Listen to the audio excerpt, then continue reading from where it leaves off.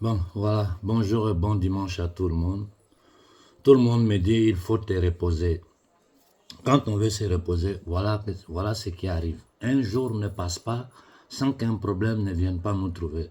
Regardez cette petite vidéo et écoutons la voix de cette mère de famille en détresse en plein Mali. Si, je vais vous filmer. Je vais filmer parce que ce que vous faites, c'est mal. Ce que vous faites, c'est mal. Ce que vous faites, c'est mal. Ce que vous faites, c'est mal, ma soeur. Ce que vous faites, c'est mal, ma soeur. J'ai enregistré. Ce que vous faites, c'est mal, ma soeur. Vous pouvez jeter dehors une mère et son enfant alors que vous savez très bien qu'il n'y a nulle part. Merci. Vous vous en fichez de qui? Vous vous en fichez de qui? Du pauvre de l'orphelin? C'est votre vocation, c'est quoi finalement? Votre vocation, c'est... Vous connaissez mon père? Vous avez vu? Oui, c'est vous qui le savez. C'est vous qui connaissez mon père. Vous connaissez mon père. Ça, c'est une sœur. Hein. Elle dit qu'elle travaille pour le bon Dieu. Vous êtes une congrégation de quoi? Congrégation de béatitude. Dites, venez nous chasser. Au nom de Jésus, vous allez nous chasser. C'est le même Jésus. Au nom du même Jésus, venez nous mettre dehors. Vous croyez qu'on ne voit pas tout ce que vous faites ici? On a tout vu. On a tout vu. Continuez, oui, parlez. Parlez. Parlez que tout le monde sache qui vous êtes. Oui, c'est grave, ma soeur. Ce que vous faites, c'est grave. Parce qu'il y a des gens, c'est pas parce que vous dormez, c'est pas parce que vous dormez que tout le monde dort. En fait, sachez-le. Oui, c'est la folie. La folie au nom de Jésus. La folie. Quand on dit la vérité, vous considérez que c'est la folie. L'église catholique est sur quoi exactement? On va partir. Non, n'ayez pas pitié de moi. Quand on est en Dieu, on n'a pas de pitié. Vous n'avez pas besoin de... On n'a pas besoin de votre pitié. On n'a pas besoin de votre pitié. On veut la vérité dans le Christ. Oui, dites la vérité. De quoi il s'agit? Vous allez avoir. Ça va passer aujourd'hui dans tous les réseaux sociaux. Mais vous êtes malade. On vous connaît. Merci. Au nom de Jésus, nous sommes malades. Merci, ma soeur. C'est les paroles d'une religieuse, ça. Vous êtes malade, là. C'est les paroles d'une religieuse à quelqu'un que vous avez accueilli par pitié. Voilà leur voiture, communauté de béatitude. Merci.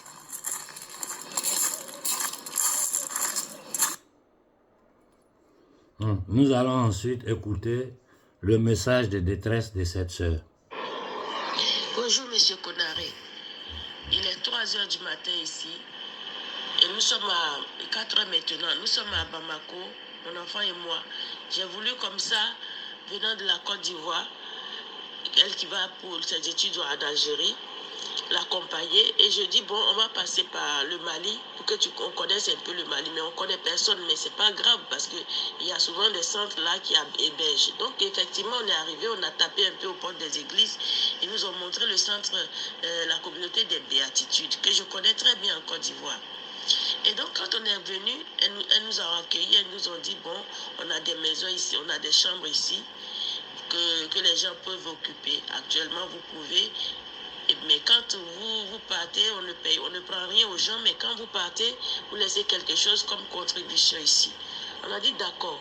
Donc, on est là depuis 1 semaine, 2 semaines, on est arrivé le 3, 2 semaines. Il se trouve que la responsable va venir de je ne sais quel pays européen, mais c'est une européenne. Et la dame, la sœur africaine qui est là, elle doit être congolaise, elle nous dit depuis 2 jours qu'on doit partir. J'ai dit, mais on n'a nulle part où aller. Elle dit, non, c'était pas prévu qu'on reste, que ce n'est pas leur vocation. Pourtant, il y a des chambres libres. Monsieur Konaré, il y a une chose qui me... J'aurais pu ne pas vous appeler. Mais ce que je ne comprends pas, c'est qu'en ce moment précis même là, en Italie, sur une île ou dans un village là, ils sont en train d'embarquer, je ne sais pas, les Noirs. Et chaque jour, je vois ça sur les réseaux sociaux. Et ça, c'est en Italie. Donc, il y a le Vatican. Et c'est comme ça qu'on traite les Noirs là-bas. Et ici, sur le sol de mes ancêtres, moi, je suis Mariam Keïta. C'est pour ça que j'ai voulu passer ici pour montrer un peu la terre de mes ancêtres à mon enfant. Parce que la nouvelle génération doit savoir d'où elle vient. Je suis une femme seule. Je n'ai pas d'autre soutien. Donc, je ne sais pas où aller. J'ai trouvé que dans une église catholique, là, je peux trouver un espace où on va rester en sécurité pour qu'elle découvre un peu, elle découvre un peu. Le lien, c'est même pas parler d'Oula. C'est maintenant qu'elle apprend à parler d'Oula. je ne comprends pas comment la femme là, parce qu'elle est blanche, elle arrive. Et nous, on doit partir. La soeur congolaise qui est là, elle ne veut même plus savoir, nous regarder même pour parler. Elle dit qu'elle ne veut pas nous chasser, mais la femme là ne doit pas venir nous trouver ici. C'est ça qui me pousse à vous parler aujourd'hui. Si par la grâce du bon Dieu, vous écoutez ce message, je voudrais qu'une chose, que vous me dites un peu ici à qui je dois m'adresser. Parce que nous tous, à notre petit niveau là, on doit lutter pour l'égalité, pour la justice. Je ne peux pas comprendre qu'on chasse les Noirs en Italie, en Europe, les enfants comme mon enfant là par exemple, on les chasse là-bas, et sur le sol, comment on appelle ça, sur le sol malien aussi, on vient la chasser aussi, qu'elle sorte. S'il n'y avait pas de place, je comprendrais. J'ai même cherché dans les autres endroits, s'il y a place, ça va partir rester pour continuer notre visite. Mais il n'y a pas de place.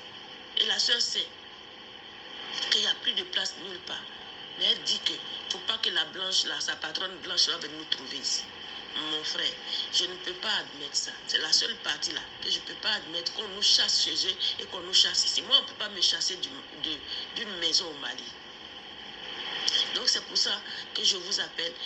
Peut-être que ce n'est pas grand-chose par rapport à tout le travail que vous faites. Mais donnez-moi au moins un contact que je peux trouver ici pour parler de ça. Voilà. Je suis vraiment désolée. Mon message de ce jour est différent des autres messages les plus importants que vous lisez souvent. Mais j'ai vraiment besoin de comprendre. Parce qu'il faut qu'on prenne conscience que ça ne peut pas se passer comme ça. Là-bas, ils nous chassent. Ici aussi, les congrégations religieuses catholiques où on a confiance, où tout le monde a confiance là, eux aussi, ils nous chassent. Donc, monsieur, faites-moi signe ce matin parce que je n'ai que aujourd'hui, ce jour-là, pour faire quelque chose. Merci beaucoup. Maintenant, dites-nous sur place ici, si vous avez un contact ici, à qui on peut s'adresser, avec qui on peut parler. Je vous remercie, monsieur. Merci beaucoup. Bon, vous avez tous écouté le message de détresse de la sœur. Tous ceux au Mali qui m'écoutent,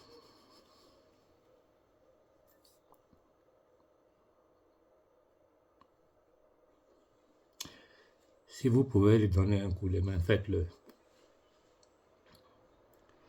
Bon, ce matin, j'ai reçu encore un autre message. Salut Doyen, j'ai des amis maliens ici en licence qui sont en panique totale, d'autres même en pleurs. Je ne sais même pas quoi leur dire et comment les réconforter. Je me sens impuissant. Quoi que je dise ou je fasse, j'ai peur de ne pas être compris. J'essaie de me mettre à leur place. Bon, quel est le problème? Sanction française. Le gouvernement Macron interdit l'entrée des étudiants du Niger, du Burkina et du Mali. C'est-à-dire, on n'a plus le droit de venir en France étudier, mais ils nous font une grande faveur. Aller en Russie pour étudier. Devant une telle situation-là, moi je ne peux rien faire. Ce sont les autorités maliennes, burkinabées et du Niger qui doivent prendre des dispositions pour déplacer leurs ressortissants, pour les envoyer vers d'autres directions où ils peuvent aller continuer ou bien rentrer directement au pays. Chez nous, là, on fait licence là-bas. Pourquoi on est obligé de venir en France pour faire licence? Tu es dans le pays de quelqu'un qui est en train de tuer ton peuple. Cependant, il t'agresse sur son propre territoire. Qu'est-ce que nous devons faire? Ça, c'est les responsabilités des autorités de nos trois pays. Je ne peux rien faire dans ce sens-là.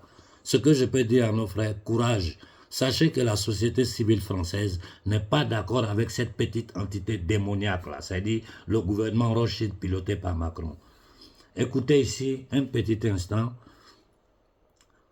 Quand je vous parle du code noir, quand je vous dis que l'esclavage de l'homme noir n'est jamais fini, quand je vous dis que dans l'imaginaire commun des Français, nous ne sommes pas plus que des animaux. Parce qu'on les a éduqués comme ça. On leur a fait comprendre que nous sommes des inférieurs. Voilà pourquoi ils se permettent de faire ce qu'ils sont en train de faire au Niger. Écoutons ça un peu, et puis bon, vous allez réfléchir tous ensemble.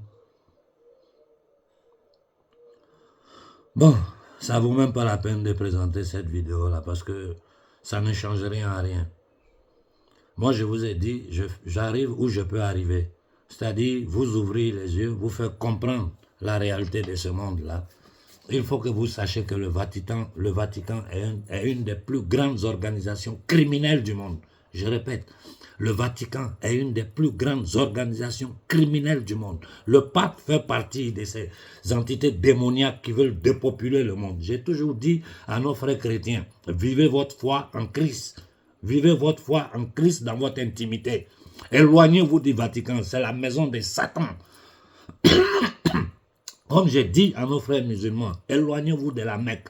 Aujourd'hui, les loges maçonniques à la Mecque sont sous les yeux de tout le monde. C'est même pas caché. Le roi d'Arabie Saoudite est un franc-maçon.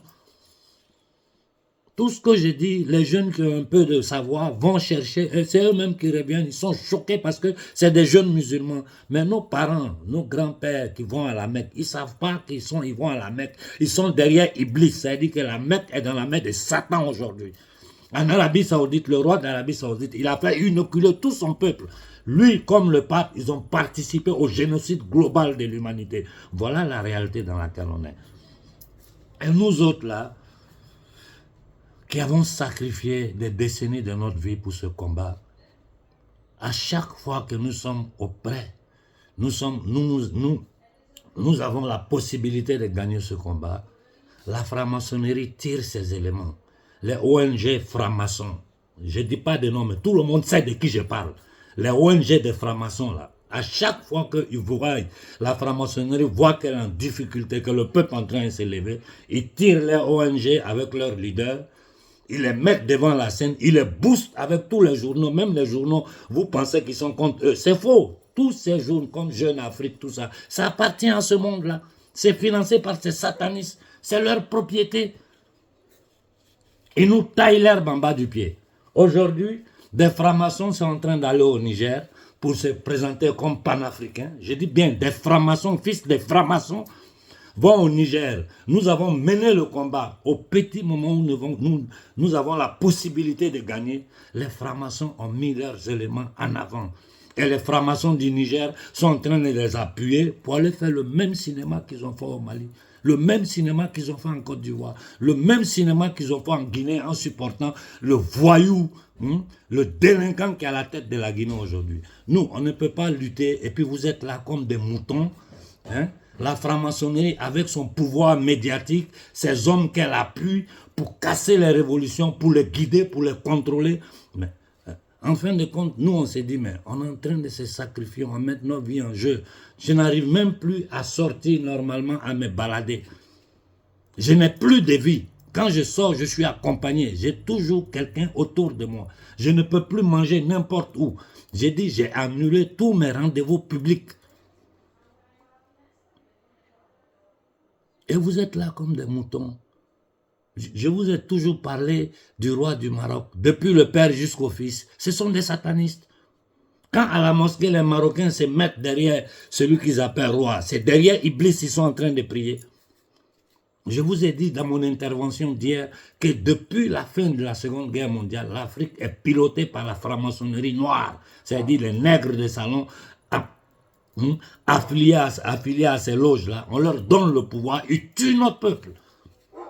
Le plus haut dirigeant africain sont francs-maçons. Le plus haut gradé de l'armée sont francs-maçons. Les imams sont francs-maçons. Les prêtres sont francs-maçons. La franc-maçonnerie n'est rien d'autre que l'instrument qu'ils utilisent pour dominer les peuples. Comme je vous l'ai dit, dans ce monde ésotérique-là, il y a plusieurs fractions. Donc, on ne peut pas rentrer dans tous les détails ici pour tout vous expliquer. On dit franc-maçon pour essayer de donner une image globale de la chose. C'est-à-dire les sociétés ésotériques, sataniques, les sociétés secrètes. Ce qui se passe au Niger, là, c'est mort. C'est mort. La franc-maçonnerie a déjà pris contrôle de la révolution au Niger. C'est fini. C'est fini, ça.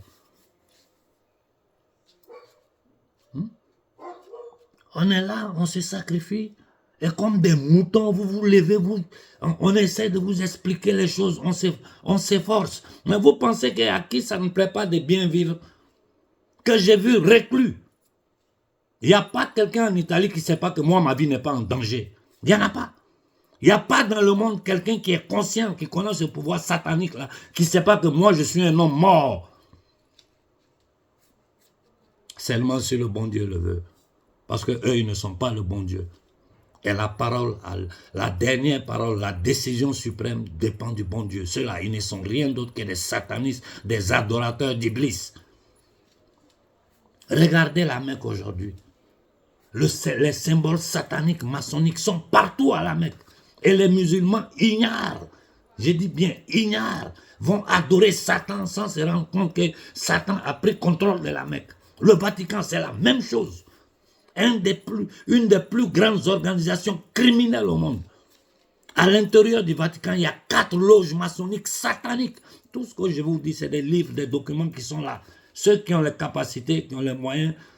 J'ai posté tellement de documents pendant des années, mais en privé, si quelqu'un veut des livres spécifiques, tu m'écris, je t'indique où aller, où trouver le document, comment faire. Aujourd'hui encore, la franc-maçonnerie gouverne l'Afrique.